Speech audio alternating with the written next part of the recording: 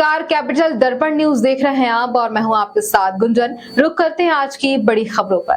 भोपाल मध्य प्रदेश की राजधानी भोपाल में भाजपा नेता राहुल कोठारी और कुछ अधिकारियों पर गंभीर आरोप लगे हैं। उन पर आरोप है कि उन्होंने अधिकारियों के साथ मिलकर अयोध्या बाईपास स्थित एक भूमि को हड़पने की साजिश रची।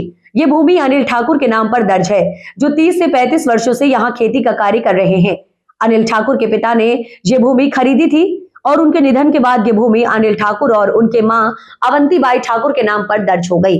अनिल ठाकुर ने इस भूमि का बटान करने के लिए तहसील में आवेदन किया था, जिसके बदले में पटवारी और आरआई ने 3 लाख की घूस की मांग की थी। जब अनिल ठाकुर ने ये घूस नहीं दी तो उनका बटान अनुमोदन नहीं किया गया। इसके बाद तहसीलदार, एसडीएम और भाजपा नेता राहुल कोठारी ने मिलकर उनकी भूमि के पड़ोसी कृषक के द्वारा उनकी भूमि को अपना बताकर बटान कर दिया, जो कि शासकीय रोड में विलीन हो चुका था। इसके बाद न्यायालय का स्टे होने के बावजूद भाजपा नेता के नाम पर भूमि की रजिस्ट्री कर दी गई और तहसील में नामांतरण भी कर लिया गया। दरअसल आपको बता दें कि अनिल ठाकुर को इस गलत बटान की भनक तक नहीं लगने दी गई। अनिल ठाकुर का कहना है कि ये जमीन मेरे पिताजी ने खरीदी थी और उनकी मृत्यु के बाद ये मेरे और मेरी मां के नाम पर दर्ज हुई। 30 सालों से इस जमीन पर मैं फसल करता आ रहा हूं। और उन्होंने कहा कि अब मुझे बार बार भाजपा नेता राहुल कोठारी और उनके साथियों से धमकी मिल रही है। मुझे इस मामले में मुख्यमंत्री से मदद की उम्मीद है। इस मामले में प्रशासन और न्यायालय के फैसले का इंतजार किया जा रहा है, जबकि अनिल ठाकुर जमीन पर काबिज हैं और उनके पास सभी कानूनी दस्तावेज उनके पक्ष में हैं। प्रेस वार्ता में परिवर्तन पार्टी ऑफ इंडिया के राष्ट्रीय अध्यक्ष महेंद्र सिंह रावत ने सरकार से मांग की कि पूरे मामले में निष्पक्ष जांच की जाए और दोषियों को सजा दी जाए एवं राहुल कोठारी को भी दायित्व से उस समय के जो एसडीएम थे वो रवि श्रीवास्तव थे। तो मैं रवि श्रीवास्तव जी के पास गया तो उन्होंने मुझसे पहले मैंने फोटो कॉपी उपलब्ध कराई, तो उस समय इन्होंने आरआई पटवारी को तुरंत हटा दिया। उसके बाद आशीष मिश्रा जी वहाँ पे पदस्थ हुए, उनसे मेरे को फ़ोन करके बुलवाया गया कि आप आइए, आपके दस्तावेज लेके। मैं वहाँ पहुँचा तो उन्होंने उसको पेन से बहुत ताकत से गोदने लगे। मुझे फालतू की बकवास करी, पिताजी को अनशन बोला मेरे स्वर्गीय पिताजी के बारे में।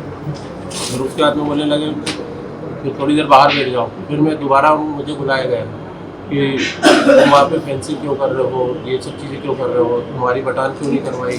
तो मैंने कहा सर मैं लगातार इस चीज़ के लिए कर रहा हूँ और मैंने शिकायत भी करी है। तो उसको उन्होंने कहा कि मैं देखता हूँ तुम्हारी बटान कौन कैसे करता है, तुमने फर्जी बटान बनवाई है, ये करा है। मैंने कहा सर आपको फर्जी लग रही है तो आप उसको प्रूफ करवाइए कि ये फर्जी बटान है, और मैं तो नहीं बनाता हूँ तहसील में बटान वगैरह।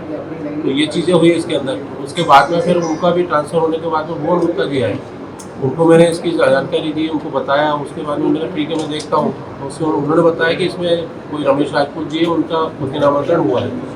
तो मैंने उसको अपील प्रस्तुत करी, तो उन्होंने कहा यहाँ से पहले पूर्व में आदेश हो चुका है, अब मैं इसमें कोई कार्रवाई नहीं कर सकता हूँ, आपको जो भी कहना है आप अपील में जाइए कमिश्नर साहब के यहाँ। तो मैंने कहा सर उसकी कोई नकल या कोई प्रकरण नंबर दे दीजिए। तो प्रकरण नंबर वगैरह उपलब्ध करा के मुझे वो दिए। मैंने कहा सर ये मेरी भूमि बताकर, इनके पास तो कोई बटान नहीं है, कब्जा नहीं है, इनकी भूमि नहीं है, रोड में जा चुकी है। और मैंने भूगर्जन की फाइल की नकल मंगवाई थी कि मुझे ऐसी जानकारी मिली कि ये भूमि अपनी बता रहे हैं। तो मैंने उसमें नकल मांगी, तो उन्होंने फाइल जो है कहाँ रखी है वो मंगवा ली थी अप्रैल में, लेकिन पटवारी विंजय गुप्ता जी ने भी मुझे नहीं बताया कि फाइल कहाँ है, और श्री रवि श्रीवास्तव जी ने भी नहीं बताया, ना ही मुझे नकल उपलब्ध कराई। आज की खबर में इतना ही। बने रहिए हमारे साथ कैपिटल दर्पण न्यूज पर। नमस्कार।